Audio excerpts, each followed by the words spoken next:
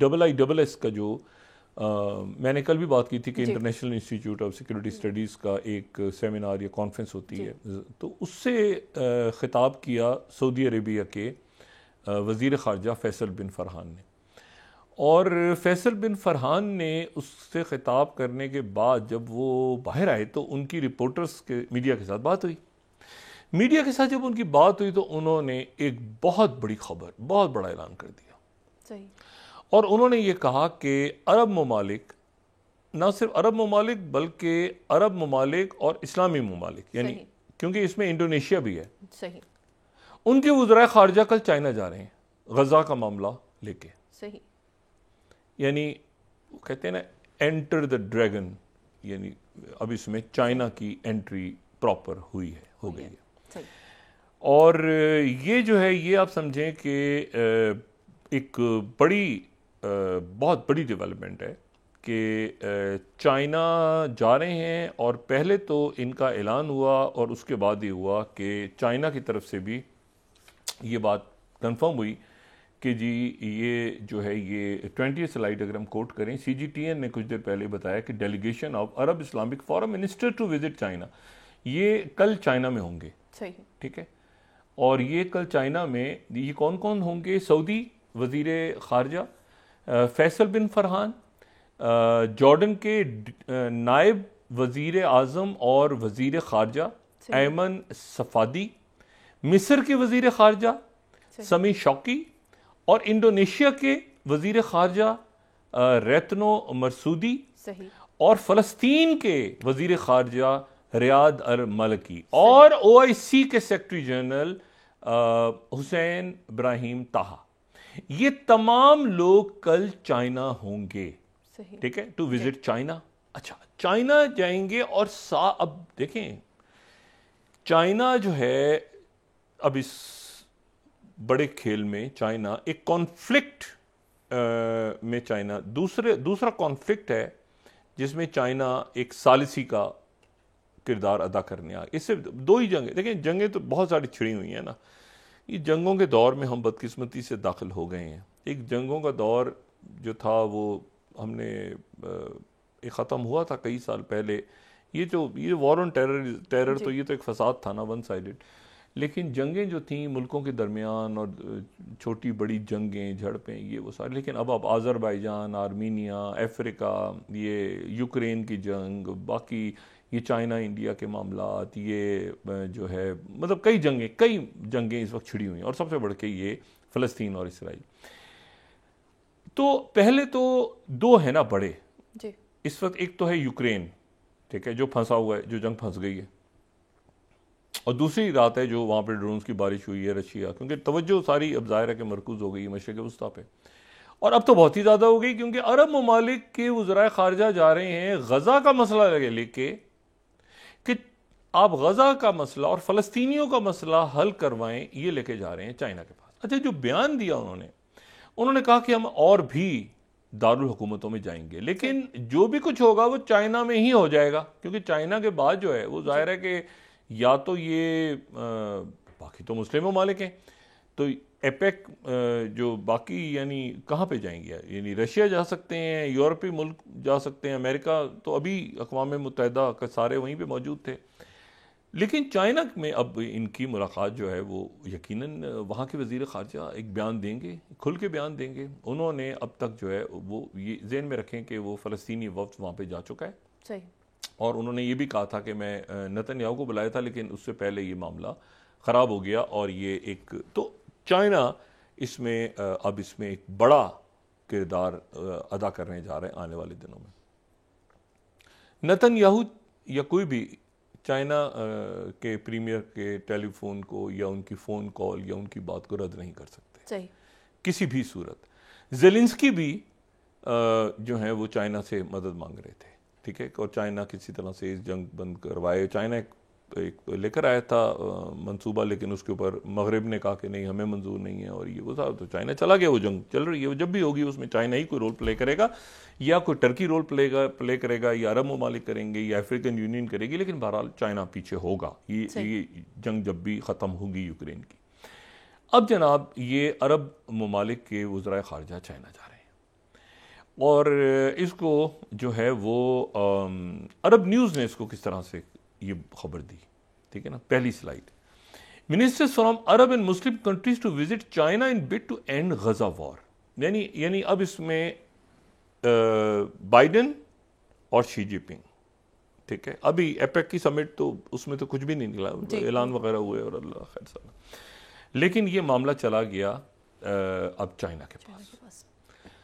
और चाइना जो है वो चाइना मईशत एक माशी प्लान लेके चाइना अभी तक हमारे सामने आया है दुनिया में, चाहे वो बेल्ट एंड रोड इनिशिएटिव हो, चाहे वो सरमायाकारी हो, चाहे वो लेकिन अब दो बड़ी जंगें ऐसी हैं जिनमें चाइना जो है वो सालिसी का या दरमियान में उन जंगों के अंदर एक रोल प्ले कर रहा है, और इस तरह से कर रहा है कि दोनों जो साइड्स हैं वो उसकी बात सुनने पे मजबूर हैं। अब जनाब तो ये तो हुआ, ये बहुत बड़ी खबर है कि अरब ममालिक जो हैं अब अमेरिका नहीं चाइना की तरफ जा रहे हैं। चाइना करारदाद पेश करता रहा है फ़लस्तीनियों के हक में और सीज़ फायर की बात करता रहा है, लेकिन उसको अमेरिका वीटो करता रहा है।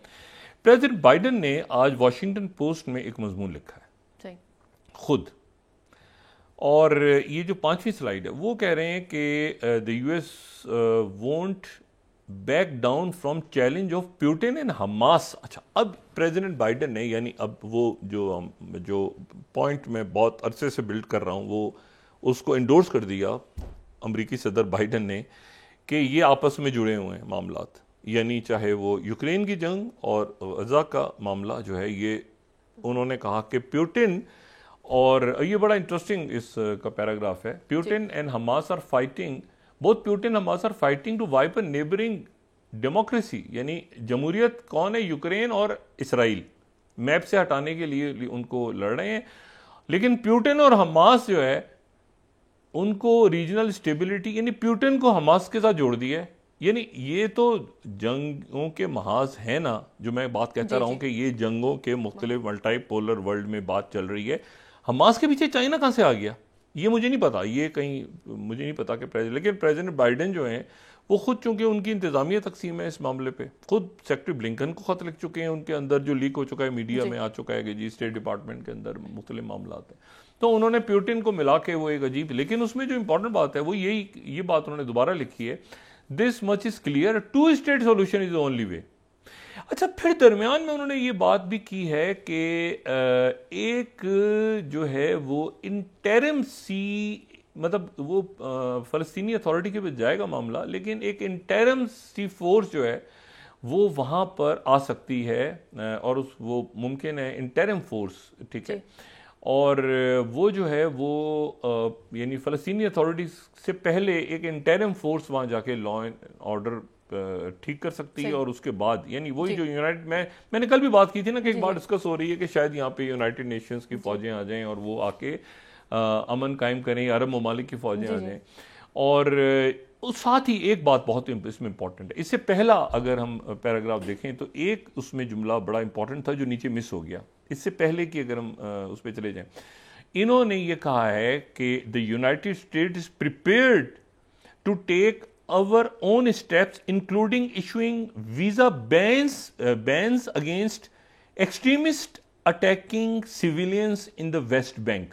सही, यानी वेस्ट बैंक मगरबी किनारे में 250 के करीब शहादतें हुई, तो वेस्ट बैंक में कोई भी ना हो, और फिर ये कि एस्टेब्लिश ये जो है ना इंटरिम सिक्योरिटी मेजर्स, यानी इंटरिम सिक्योरिटी मेजर्स कौन करेगा, तो ये तो कोई और फोर्स ही करेगी ना कि इंटरिम, और फिर ये जो है ये वहाँ पे लॉन्ग टर्म नीड्स के लिए मामला चला जाए। तो एक तरह से प्रेसिडेंट बाइडेन ने इसमें 2-3 बातें की हैं। एक तो जाहिर है कि उन्होंने हमास को प्यूटिन के साथ जोड़ दिया है, दूसरी बात उन्होंने ये की है कि 2 स्टेट सोल्यूशन, तीसरी बात उन्होंने की है कि वीज़ा बैन, अगर वहाँ पर जो है वो मगरबी किनारे के ऊपर वायलेंस रहा तो ये टोन चेंज हो गई अमेरिका की बड़ी हद तक, टोन यानी इस टोन में भी अब वो सीज फायर की बात, यानी 1 महीने के बाद वो कहीं कहीं सीज फायर पे आ गए। और मैंने उस दिन भी बात की थी कि यूनाइटेड नेशंस की करारदाद को उन्होंने वीटो नहीं किया। अच्छा, ये जो सिचुएशन है ना, इस पूरी सिचुएशन में वहाँ पर उनका एक पागल आदमी, उनका जो है वो हस्बे मामूल बैठा हुआ है, उनके उस पर उनकी जो यानी आप समझें कि उनके स्पीकर, डिप्टी स्पीकर जो है, जी ये 11वीं स्लाइड टाइम्स ऑफ से रहे, वो कह रहा है कि हम बड़ी नरमी दिखा रहे हैं, अभी तक हम बड़ी नरमी दिखा रहे हैं, जी और हमें तो असल में गजा को जला देना चाहिए था। ठीक है, ये है निसाम वतारी।